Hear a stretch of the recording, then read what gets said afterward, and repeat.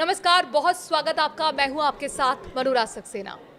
Iran Israel America युद्ध ने भारत के लिए गंभीर कूटनीतिक और आर्थिक चुनौती पैदा कर दी है। ईरान का हमला दिखाता है कि यूएस की दोस्ती सुरक्षा की कोई गारंटी नहीं है। चीन की मदद और उकसावे के बिना, चाहे वो कितना भी समझदारी भरा क्यों ना हो, ईरान अब तक कभी नहीं टिक पाता। युद्ध के बाद ईरान चीन को एक और बड़ा मौका देगा। हमें चीन के दबदबे वाले एशिया के लिए तैयार रहना चाहिए। चीन के अपने मुद्दे हैं और अंकल सैम इस इलाके में और चीन के लिए भी आग भड़काना चाहेंगे। लंबे समय में भारत को बहुत चिंता करनी होगी। इसमें कोई शक नहीं कि वेस्ट एशिया में स्मार्ट जियोपॉलिटिकल शतरंज खेला जा रहा है। इस महायुद्ध में भारत की पोजीशन क्या होनी चाहिए, क्या भारत की रणनीति उचित है, तमाम सवालों पर बात करने के लिए हमारे साथ हैं सुरक्षा विशेषज्ञ और geopolitics expert Jitendra Ojha ji. Jitendra Ojha ji, welcome. बहुत बहुत धन्यवाद मुझे बुलाने के लिए। तो सबसे पहला सवाल तो मेरा यही है आपसे कि आखिरकार ये जो ईरान अमेरिका इजराइल महायुद्ध का रिजल्ट आप क्या देखते हैं? देखिए, इस युद्ध के बाद बहुत सारे दूरगामी परिणाम होंगे इस युद्ध के। पहली बात आप देखिए कि बहुत सारे मॉरल स्टैंडर्ड्स खत्म हो गए हैं। जिस तरीके से सिविलियन इंफ्रास्ट्रक्चर पर अटैक किया जा रहा है, जिस तरीके से नुकसान हो रहा है, ईरान निश्चित रूप से बहुत हद तक तबाह होगा, इसमें कोई शक की गुंजाइश नहीं, और बहुत हद तक तबाह हो चुका है। लेकिन सबसे बड़ी बात यह है कि दो बातें आपने खुद कही कि अमेरिका की मित्रता जो है वो सुरक्षा की गारंटी नहीं है। ये बात जो है वेस्ट एशिया के बहुत सारे देश समझने लगे हैं। तीसरी बात यह है कि अमेरिका की जो क्रेडिबिलिटी है वो भी ख़राब हो रही है कि एक रिस्पॉन्सिबल पावर होने के बावजूद जिस तरीके से वो अटैक कर रहा है, जिस तरीके से वो हरकत कर रहा है, वो लग रहा है कि वो इस ग्लोबल ऑर्डर की स्टेबिलिटी के लिए बहुत बड़ा ख़तरा बन गया है। और आखिर में मैं ये कहूँगा कि इस तमाम युद्ध के बाद चीन का दबदबा बढ़ने वाला है और चीन की जो स्ट्रेटेजिक साइकी है उसके लिहाज से मैं कहूँगा कि दुनिया को बहुत चिंता करने की ज़रूरत है, क्योंकि चीन हमेशा विश्वास करता है कि सारी दुनिया को सब्जुगेट करें और एक हान नेशनलिज्म, हान जेनोफोबिक सुप्रीमेसी की जो उसकी सोच है उसको लेके बहुत चिंता करने की ज़रूरत है। तो आखिरकार इसका भारत पर क्या असर होगा मैं समझूंगी, लेकिन हम पहले अभी जियोपॉलिटिक्स की बात कर लेते हैं। हम ग्लोबल पर्सपेक्टिव से समझते हैं आपसे कि इस युद्ध का दुनिया पर आप क्या असर देख रहे हैं। और इसी के साथ जुड़ा मेरा सवाल है, क्या कुछ ऐसा हो सकता था कि United states, Iran, Israel, Bharat मिलकर ये जो युद्ध है इस वक्त उसे रोक पाते? देखिए, हो सकता था, ऐसी बात नहीं है। मैं नहीं समझता हूँ कि ईरान की जो रजीम है, थियोक्रेटिक रजीम है, बहुत आइडियल या परफेक्ट रजीम नहीं है। उससे ईरान के लोग भी बहुत दुखी थे। लेकिन जब ईरान की बात आती है तो देखिए, ईरान की समस्या मैं कहता हूँ कि अमेरिका के जियोपॉलिटिक्स या सिक्योरिटी स्ट्रेटजी की फेलियर है या इंपीरियलिस्टिक एजेंडा की फेलियर है। वो मुसद्दक के ज़माने से ईरान में इंटरफेयर करते रहे। रज़ा पहलवी की सरकार आई, वो सरकार ठीक थी कुछ मामलों में, लेकिन वो उसे एक हमेशा फॉरेन एजेंट समझा जाता रहा। और जब ये रेवोल्यूशन हुआ तो मैं समझता हूँ कि उसमें लिबरल लोग भी थे, लेकिन ये थियोक्रेटिक फोर्सेस ने जो ज़्यादा ऑर्गेनाइज थी उन्होंने टेक ओवर कर लिया। तो एक देखा जाए कि ईरान की पूरी समस्या की जड़ में अमेरिका की फेल्ड इंपीरियलिस्टिक एम्बिशंस क्या हैं, जो भी कहें, वो दिक्कत है। युद्ध रोका जा सकता था। मैं समझता हूँ कि अमेरिका की डेमोक्रेसी में पिछले 15-20 वर्षों से काफ़ी कुछ कमी नज़र आ रही थी। डिसफंक्शनल इंस्टीट्यूशन, उनके इरोजन, हर जगह वो गलत स्ट्रैटेजी का इस्तेमाल कर रहे हैं। कि आप देखिए कि वो पहले तो वो टेररिज्म को बढ़ावा देते हैं, फिर वॉर ऑन टेररिज्म में अपनी ताकत कम कर लेते हैं। और मैं समझता हूँ कि एक जो कवर्ट वॉर का मकसद होता है, देखिए उसमें मॉरल नहीं जाना है, उसका मकसद होना चाहिए, बड़ा पावर है कि कैसे हम जियोपॉलिटिकल एनवायरनमेंट को शेप करें। तो इजराइल के पास बहुत ज़्यादा जो है कवर्ट वॉर का एक टैक्टिकल इंटेलिजेंस बहुत अधिक है। वो स्पेक्टेकुलर अटैक कर सकते हैं, वो मारने की उनकी क्षमता है। अमेरिका ने सोचना बंद कर दिया है, क्योंकि ताकत इतनी अधिक है कि वो दिमाग नहीं लगाना चाहते हैं, वो मोरालिटी को दरकिनार कर दिया है। तो अगर वो ये दोनों पावर जो चाहते कि स्मॉल तरीके से कैसे जो है साइंटिफिकली वहाँ के साइकी को शेप करें, कवर्ड तरीके से किस तरीके से इसकी सरकार को कम कोलैटरल डैमेज के साथ जो है इसको रोकते, तो ये एक बहुत कॉम्प्लेक्स साइंस है, जनता के समझ में नहीं आएगा, लेकिन जो विशेषज्ञ हैं उनको पता चलेगा। आखिरी में आपने पूछा भारत का, तो पूरा इकोसिस्टम में आप देखें कि चीन की जो एक ओपेक अथॉरिटेरियन सिस्टम के साथ वो मजबूत हो गया, रशिया अपने जगह पे खड़ा है, इस्लामिक ज़ोमोफोबिया अपनी जगह पे खड़ी है, अमेरिका की डेमोक्रेसी डिक्लाइन कर गई। भारत अपने तमाम अच्छी बातों को कहने के बावजूद न तो ग्लोबली इकोनॉमिक और मिलिट्री या टेक्नोलॉजी के के क्षेत्र में अपनी क्षमता के अनुसार आ पाया है। आप देखें कि भारत के लोग सारी दुनिया में बड़ी बड़ी कंपनीज में सीईओ हैं। भारत से छोड़ने के बाद वो बहुत अच्छा कर रहे हैं। कहीं ना कहीं भारत के अंदर बहुत ज़्यादा, बहुत भयंकर कमी है जो हमारी ग्रोथ को ट्रिपल करके रखे हुए है। और इस वजह से मैं समझता हूँ कि पूरी दुनिया जो है एक तरीके से उसका बैलेंस खराब हो गया है, जहाँ वायलेंस के चांसेस बहुत अधिक हो गए हैं। लेकिन मैं इस चीज़ पे आपसे बिल्कुल टोकना चाहूँगी। लेकिन भारत जो है वो दुनिया की चौथी बड़ी अर्थव्यवस्था है। तो हम ये पहली जो बारी प्रगति या तो दूसरी है। बड़ी नहीं, देखिए आप जो है ना, ये मैं सोचता हूँ कि हमारे लोगों के सोचने का तरीका रोक दिया गया है। हाँ। हम पहली बड़ी और दूसरी बड़ी होने के काबिल थे, चाइना के बराबर थे हम 70 के दशक में। वही मैंने कहा कि ये दिक्कत आज नहीं है, ये किसी पार्टी की दिक्कत नहीं है। मैं कोई पॉलिटिकल पोजीशन लेके नहीं कह रहा हूँ। मेरा लक्ष्य आपके पिछले डिस्कशन में कहा भारत और भारत और भारत है। जब भारत इतने बेहतरीन साइंटिस्ट पैदा कर सकता है, भारत इतने बेहतरीन सीईओ पैदा कर सकता है, तो ये क्या वजह है कि चीन के मुकाबले हम इतने कमज़ोर हैं? कहीं ना कहीं हमारी व्यवस्थाओं में कमी है और हमें इस कॉम्प्लेसेंसी में नहीं आना है। हमें देखना है कि हमारी क्षमता क्या है, हम कहाँ तक जा सकते हैं। क्या इसके पीछे आपको लगता है कि चाइना की एक तो विस्तारवादी नीति है, किसी से छिपी नहीं है, लेकिन कुल मिलाकर वहाँ पर एक राष्ट्रपति ने फैसला ले लिया, उसको मानना ही पड़ेगा वहाँ की जनता को। और भारत में डेमोक्रेसी है, यहाँ पर विरोध होता है, सरकारों को फैसले लेने पड़ते हैं अच्छे उम्मीद के साथ, लेकिन उसे रोल बैक भी करना पड़ता है विरोध की वजह से। ये तो नहीं। ये क्या एक नहीं, देखिए डेमोक्रेसी में आपको और इंटेलिजेंट होना पड़ेगा।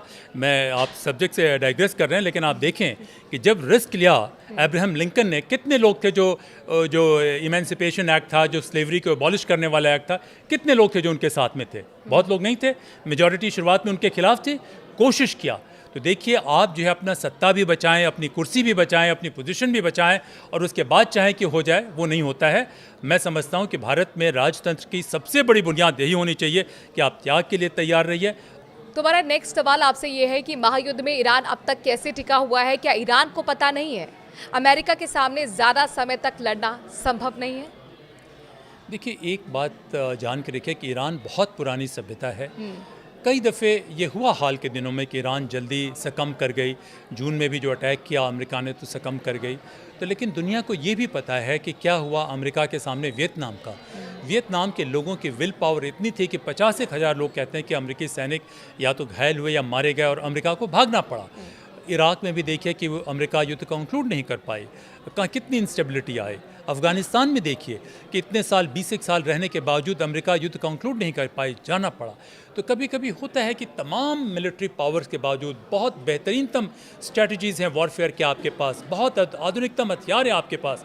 मेरे एक पेपर में भी मैंने इसको लिखा हुआ है इरेगुलर वॉरफेयर पे, और वो बहुत ही वेल रेड पेपर है अपने कैटेगरी में, कि कभी कभी तमाम स्ट्रेटजीज़ के बावजूद इरेगुलर वॉरफेयर में या इस किस्म के वॉरफेयर में आपके हथियार के बावजूद लोगों की विल पावर, जो अपने आप को सेक्रीफाइस करने का जज्बा है, वो कभी मजबूत होता है। लेकिन इस युद्ध में एक और चीज़ देखें कि कहीं ना कहीं कोई ट्रिगर इम्पैक्ट हुआ है कि इस बार ईरान जो है सेक्रीफाइस करने के बावजूद वो खड़ा हुआ है।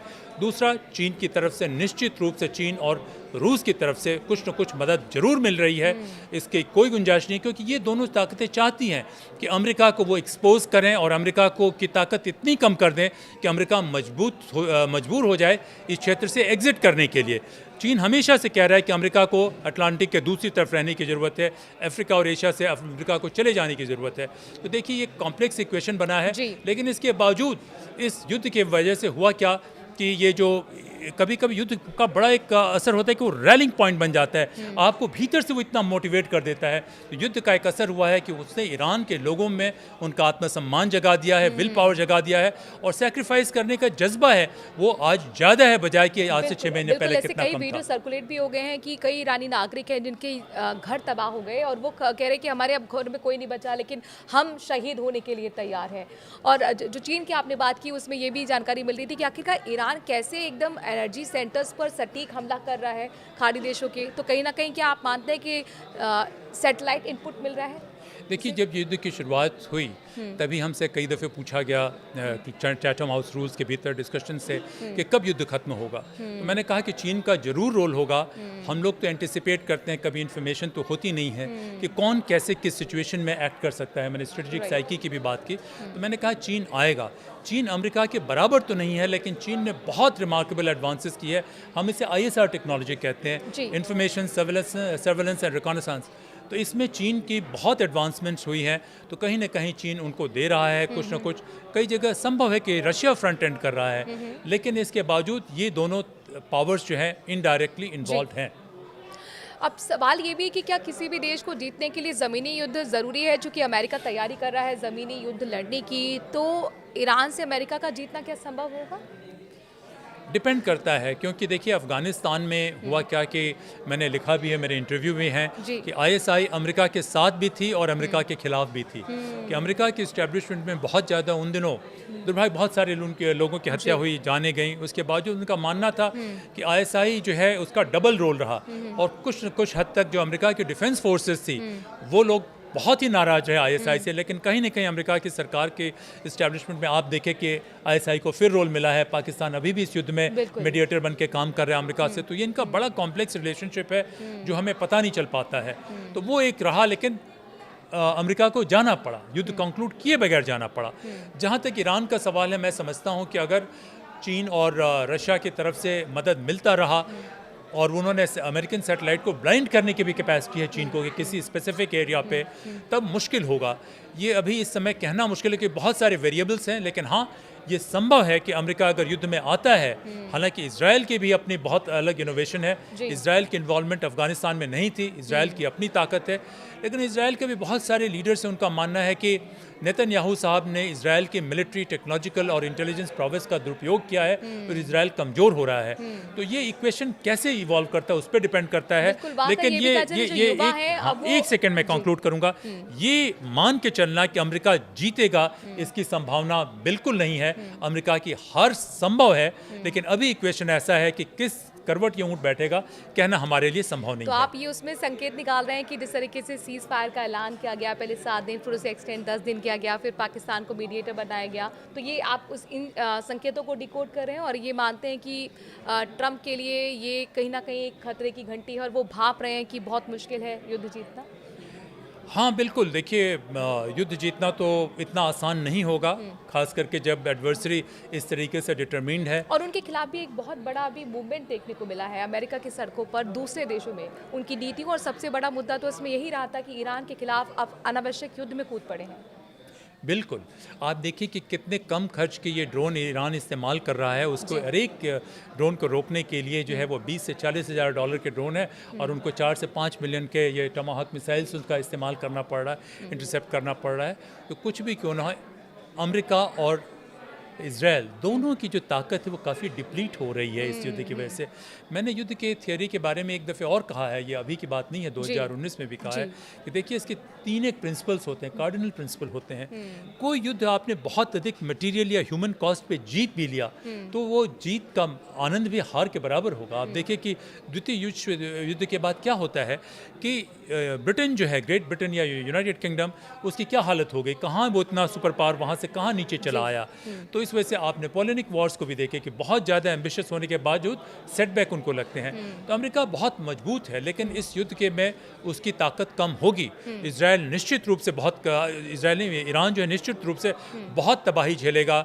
शायद चीन को ज़्यादा फ़ायदा होगा, लेकिन अमेरिका जो है इस युद्ध से कमज़ोर हुए बगैर नहीं रह सकता। और इजराइल का जो आपने जिक्र किया, एक इंटरनल रिपोर्ट भी सामने आई थी ईरान के जो, इजराइल के जो वहाँ पर चीफ है सेना के, उन्होंने कहा था कि हमारी सेना कमज़ोर हो रही है और ख़ासतौर पर युवाओं को झुकाव जो वहाँ पर नहीं हो रहा है, चूँकि कई मोर्चे पर इजराइल लड़ता रहा है और इसीलिए युवा नहीं चाहते कि वो ज्वाइन करे आर्मी। तो ये भी एक इजराइल की सच्चाई है। लेकिन वापस अब अगर ईरान को हम समझें तो ईरान में इतना असंतोष है, बावजूद इसके अभी तक क्रांति जैसी स्थिति नहीं दिख रही है। तो क्या जनता ईरानी सेना की हार का इंतज़ार कर रही है? बिल्कुल नहीं। 2 मुद्दे हैं इसमें। देखिए, पहले जनता तो बड़ी विवश है, लाचार है। ईरान की जो ये रजीम है, IRGC हो या उनकी मिलिट्री हो, वो बहुत ज़्यादा उनके पास मिलिट्री पावर है। भारत जैसा नहीं है ना कि आंदोलन के लिए लोग आ गए तो वो सरकार उनके सामने झुक जाएगी। वो उसके सामने नहीं झुकने वाले हैं। कई हज़ार लोगों की उन्होंने हत्या की अभी हाल में जो एजिटेशन हुए। दूसरी बात आप ये देखिए कि जो बाहर से अटैक हो रहा है, तो अटैक तो पूरे ईरान पे हो रहा है। ईरान के स्कूल के बच्चों की हत्या हुई। जिन ईरानी खिलाड़ियों ने कभी फुटबॉल के मैच में या दूसरे मैचेस में या वॉलीबॉल के मैच में राष्ट्रीय गान गाने से मना कर दिया, वो स्कूल के बच्चों का बैग लेके आ रहे हैं। तो जो सिविलियन पे अटैक इन्होंने किया, तो मैं समझता हूँ कि उन्होंने ईरान की जो ये थियोक्रेटिक रजीम है उसकी लेजिटिमेसी बढ़ा दी, उसकी लोकप्रियता बढ़ा दी। और बाहर से कोई भी अटैक होता है तो भीतर के लोग हमेशा एक होकर रहना चाहेंगे। तो ये अटैक देखें कि ट्रम्प साहब जब एनर्जी पे अटैक करना चाहते हैं, पानी पे अटैक करना चाहते हैं, इंटरनेट को अटैक करना चाहते हैं, तो अटैक सरकार पे नहीं कर रहे हैं, पूरे ईरान देश के ऊपर कर रहे हैं। तो ऐसी स्थिति में ईरान की जो जनता है, जो सिविल सोसाइटी के लोग हैं, उनके लिए संभव नहीं है कि वो अमेरिका के साथ खड़े हों या इस सरकार के साथ खड़े हों। तो हालात उन्होंने टोटली रिवर्स कर दिया है कि अगर उनका ऑब्जेक्टिव रजीम चेंज करना है तो ये ठीक उल्टा हुआ। और इस वजह से मैं कहता हूँ कि वॉर का ये बहुत ही रेकलेसली और बहुत ही इमेच्योर वॉर का ये साइंस है जो उन्होंने किया है। लेकिन ट्रम्प का एक हाल ही में बयान आया था, उसको मैं आपसे समझूंगी, बिल्कुल। उसके मायनों अगर आप हमें समझा पाए। उन्होंने कहा था कि हमारा मकसद था कि रिजीम चेंज करना। अब जो नई रिजीम है वो काफ़ी सॉफ्ट है, बातचीत बेहतर तरीके से चल रही है। तो वो क्या बताने की कोशिश कर रहे हैं? देखिए, ट्रम्प साहब जो है उनकी बात पे वो कब क्या कहेंगे उनको खुद पता नहीं होता है। सुबह में कुछ और कहते हैं, शाम कुछ और कहते हैं। और बहुत साल पहले मुझे याद है कि कुछ लोगों से मेरी बात हो रही थी, तो उनका मानना था कि ट्रम्प साहब का जो है साइकोलॉजिकल एक ओरिएंटेशन कुछ अलग है, वो नॉर्मल नहीं है। तो वो इसे डिसेप्शन या मिसलीडिंग को भी वो प्रोपेगेंडा वॉरफेयर शायद कर रहे हैं। जो भी बात कह रहे हैं उनकी बात को भरोसा में नहीं लाया जा सकता। लेकिन जो बात आपने कही, मैं समझता हूँ कि उन्होंने इस्लामिक रेडिकलिज्म को, उन्होंने थियोक्रेसी को एक नया lease of fresh lease of life दे दिया है। कई जगह जो है शिया और सुन्नी के बीच में डिफरेंसेस कम हो रहे हैं। तो जहाँ तक पब्लिक सेंटिमेंट है, मैं समझता हूँ कि पब्लिक सेंटिमेंट अमेरिका के खिलाफ है, पूरे वेस्ट एशिया में इजराइल के खिलाफ है। और इजराइल के भी आपने एक और, मैं आपने पूछा नहीं फिर भी मैं बताता हूँ कि उनके जो लीडर ऑफ अपोजिशन हैं, उनके जो फॉर्मर प्राइम मिनिस्टर हैं, उनके जो फॉर्मर इंटेलिजेंस चीफ है, बहुत सारे लोगों का मानना है और उन्होंने पब्लिकली कहा कि ये युद्ध जो है इसकी स्ट्रेटजी के रूप में कि बहुत ही गलत तरीके से लड़ा जा रहा है और इस युद्ध से इजराइल का बहुत नुकसान होगा। तो देखिए, कभी कभी मैं अल्जीरिया का भी कई दफ़े उदाहरण दे चुका हूँ कि आप युद्ध तो जीत जाते हैं, बैटल तो जीत जाते हैं, कुछ लोगों की हत्या भी कर देते हैं, लेकिन युद्ध का मकसद जो है वो आप हार जाते हैं। तो ये एक नज़र आ रहा है इस युद्ध की वजह से। क्या फिर ईरान का हाल गद्दाफी जैसा होगा, इराक जैसा होगा? देखिए, अभी तक गद्दाफ़ी के पास क्या था कि बड़े लॉयलिस्ट के जरिए उन्होंने एक फ्यूडल किस्म का सिस्टम कर रखा था, जहाँ पे उनके जितने लॉयलिस्ट थे वो लॉयलिस्ट उनके साथ थे। ईरान की जो स्ट्रक्चर थी पिछले 30-40 साल में, उन्होंने एक बड़ा इलेबरेट स्ट्रक्चर किया है। तो इतने देर में तो गद्दाफ़ी बिखर चुके थे, लेकिन 30 दिन से अधिक ईरान चला हुआ है। तो अगर ये स्प्लिंटर होता भी है तो दिक्कत होगी, लेकिन मुझे लगता है कि जो प्रोफेशनल या रोबोट स्ट्रक्चर्स हैं वो अगर स्प्लिट हो जाए तो दूसरी बात है। लेकिन ईरान गद्दाफ़ी के मुकाबले ज़्यादा ऑर्गेनाइज और ज़्यादा कोहेसिव इंस्टीट्यूशनल एपरेटस है ईरान में, मेरा मानना है ये। इसके अमेरिका की साख बहुत कम हुई है, 3 लेवल पे कम हुई है। पहले लेवल पे कि अमेरिका को जो एक जिम्मेदार पावर माना जाता था कि वो ह्यूमैनिटेरियन तरीके से काम करती है, वो उसकी क्रेडिबिलिटी ख़राब हुई है कि अमेरिका एक रिस्पॉन्सिबल पावर नज़र नहीं आ रहा है ट्रम्प के ज़माने में। दूसरा, इस वॉर को ट्रम्प साहब की अपनी नेशनल सिक्योरिटी स्ट्रेटजी जो लिखी उन्होंने, उसमें उन्होंने साफ साफ लिखा था कि short Swift and decisive war. ये बात उनके सिक्योरिटी स्ट्रेटजी से पहले मैंने आज से 7 साल पहले लिखा हुआ है और कहा हुआ है कि शॉर्ट स्विफ्ट, ये वॉर शॉर्ट स्विफ्ट और डिसाइसिव नहीं है। मिनिमम कोलेट्रल डैमेजेस की बात कर रहे हैं, उनके ट्रुप्स पे है, उनके कॉस्ट भी उनका वॉर का अधिक हो गया है। तो वॉर वेजिंग कैपेसिटी भी वो नहीं रही। तीसरा, उनकी ये क्या हुई है कि जो उनके साथ में जो अलाइज हैं, उन अलाइज को भी लग रहा है कि अमेरिका की दोस्ती एक स्ट्रेंथ होने के बजाय एक लाइबिलिटी है। ये बहुत सारे एक्सपर्ट्स हैं हमारे जैसे लोगों ने, हम लोगों ने मार्च के फर्स्ट वीक में ही कहा कि चीन के मदद से ईरान जरूर अटैक करेगा, इस साइकोलॉजिकल मैसेज को देने के लिए कि अमेरिका की दोस्ती कोई गारंटी नहीं है सिक्योरिटी की।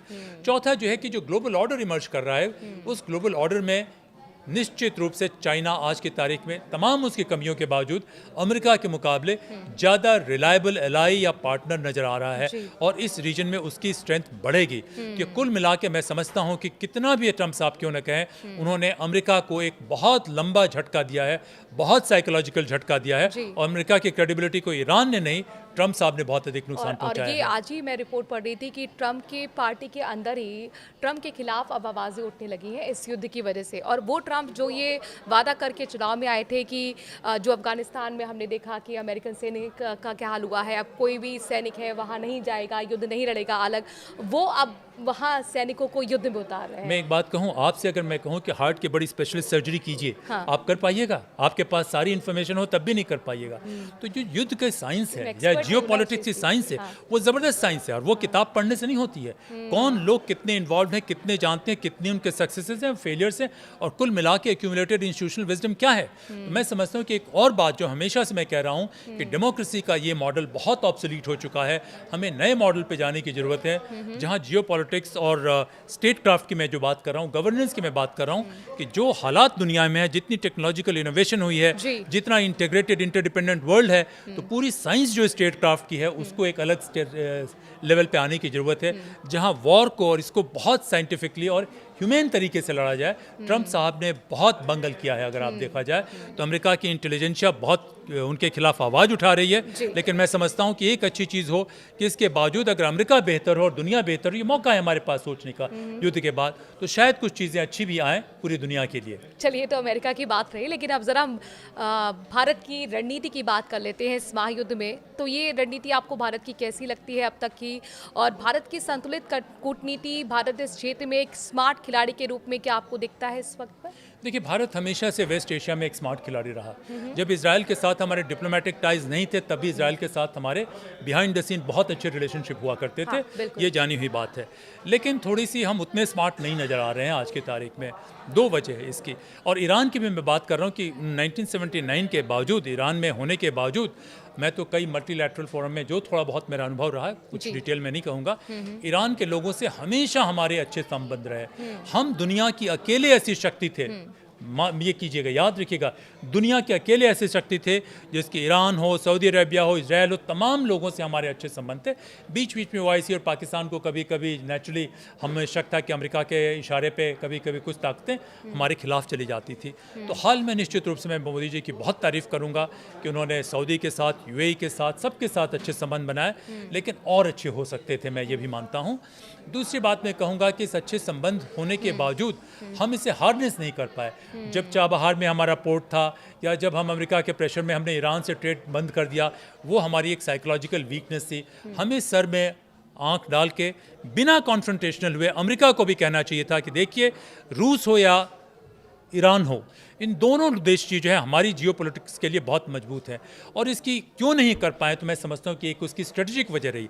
टैक्टिकल तो ठीक है, टैक्टिकली हम ठीक ठाक कर रहे हैं, उतने बुरा नहीं कर रहे हैं, एक्सेप्ट कि हमने ईरान से ट्रेड करना बंद कर दिया, जो रुपीज़ में ट्रेड हो रहा था, बहुत ही डिस्काउंटेड ऑयल हमें मिल रहा था। लेकिन गलती यहाँ पे हुई, जैसे मैंने कहा कि हम अंडर परफॉर्म कर रहे हैं। अगर हमारा डेमोक्रेटिक या गवर्नेंस का मॉडल या इंडोक्रेटिक मॉडल कोई होता जो मजबूत होता, जिसको फॉलो करने के लिए रशिया और ईरान भी कुछ मजबूर होते, हम उनको भी कुछ नच कर सकते थे, वॉर के जरिए नहीं, परसुएट कर सकते थे, तो वहाँ पे हमारी बहुत बड़ी फेलियर है। मैं कहता हूँ कि स्ट्रेटेजिकली बहुत बड़ी फेलियर है, लेकिन उसके बावजूद भारत के गुडविल बहुत अधिक है इस रीजन में, और निश्चित रूप से कुछ अच्छी चीज़ें भी हुई हैं, लेकिन हमें कॉम्प्लेसेंट होने की ज़रूरत नहीं है। मैं तो स्टेट क्राफ्ट के अध्ययन करता हूँ, पहले तो प्रैक्टिस किया। मैं सोचता हूँ कि हमें अपने स्ट्रेंथ को बढ़ाना चाहिए, और ये हमें क्यों मिलता है कि हम अंडर परफॉर्म नहीं कर सकते, हम अपने घर के भीतर नहीं देख सकते, और दुनिया को भी ये रियलाइज़ करना चाहिए कि जो अमेरिका हासिल नहीं कर सकता, जो चीन हासिल नहीं कर सकता, भारत में वो पोटेंशियल है, और वो पोटेंशियल हम रियलाइज़ नहीं कर पा रहे हैं, उसके लिए सिर्फ हम जिम्मेदार हैं। लेकिन नई रणनीतिक समूह यानी कि न्यू जो जियोपॉलिटिकल ग्रुपिंग अगेन, नए रणनीतिक समूह यानी कि न्यू जियोपॉलिटिकल ग्रुपिंग, क्या भारत अब क्षेत्रीय समूह का हिस्सा बनकर अपनी भूमिका को और प्रभावी बना रहा है? देखिए, हम किसी से कॉन्फ्रंटेशन नहीं करना चाहते, ये हमारे हित में है, और ये बात आज नहीं है, ये हमेशा से इस जगह रही, आज से 5-7 साल 10 साल पहले भी रही, कि उस रीजन में हम अकेले पावर थे कि था। अब सवाल है कि हम किसी ग्रुपिंग वगैरह में आने के बजाय हम अपनी ताकत को बढ़ाएं, हम अपनी क्रेडिबिलिटी को बढ़ाएं। हमारी तमाम इंटरनल कमियों के बावजूद देखिए, जब बाहर की बात आती है तो हमारी क्रेडिबिलिटी है, हम किसी को मजबूर नहीं करना चाहते। अब श्रीलंका में देखें कि श्रीलंका में चाइना ने बहुत इन्वेस्ट किया, हमारे खिलाफ उनको भड़काया, लेकिन जब उनके पास क्राइसिस आई तो भारत अकेला देश था जो उनके साथ खड़ा रहा। आप देखें कि नेवल एक्सरसाइज हुए, और अभी भी हमने ऑयल वहीं पहुंचाया, हम पहुंचाए, हमने नेवल एक्सरसाइज, हाँ बिल्कुल, नेवल एक्सरसाइज की बात करें तो देखिए, सब कुछ होने के बावजूद हमारी एक क्रेडिबिलिटी है, और ये क्रेडिबिलिटी आज नहीं, मैं 1971 की बात कहता हूँ कि 1971 में भारत जाता है, लेकिन वहाँ जाके अपना कुछ एजेंडा साबित करने के बजाय वहाँ के लोगों को मजबूत करता है। ये हमारे डीएनए में है, कि हमारे डीएनए में है, हमारे इसमें है। तो हमें क्या करना चाहिए कि देखिए, हमारे दो तरीके हैं कि हम जो है अंडर परफॉर्म करके नहीं रह सकते हैं। ये अंडर परफॉर्मेंस जो गवर्नेंस या नेशनल सिक्योरिटी पे या टेक्नोलॉजिकल इनोवेशन पे है या इंस्टीट्यूशनल कमी पे है, वो हमारे इंटरनल मामला है। लेकिन ये इंटरनल मामला अगर रहता है तो हमारी बाहर की चीज़ें भी ख़राब होगी, और इंटरडिपेंडेंट इंटरकनेक्टेड वर्ल्ड में हम अंडर परफॉर्म करके घर के अंदर छुप के रह नहीं सकते हैं। तो हमारे जितने स्टेक होल्डर्स हैं उनको सोचने की ज़रूरत है, और दुनिया को भी लगना चाहिए कि देखिए, मजबूत भारत सभी के हक में है, और भारत जो है मैं समझता हूँ कि बहुत कंस्ट्रक्टिव रोल पैदा कर सकता है। और ये सिर्फ युद्ध रोकने के लिए भी नहीं ना, वही मैं कह रहा हूँ कि युद्ध रोकने के लिए भी नहीं, अंदर और बाहर की, मैं स्टेट क्राफ्ट की मैं बात जो कर रहा हूँ, अंदर से ताकत को बढ़ाएं और बाहर से इंगेज करें, किसी से डरे नहीं, किसी के पिछलग्गू बनने की कोशिश मत करें। जो हमारी मॉरल स्ट्रेंथ है, जो हमारी कॉन्शियंस है, जो उचित और अनुचित क्या है भारत को मालूम है, उसको लेके सभी से ऐसी बात करें। हमारा मकसद यही होना चाहिए कि नुकसान किसी का नहीं हो।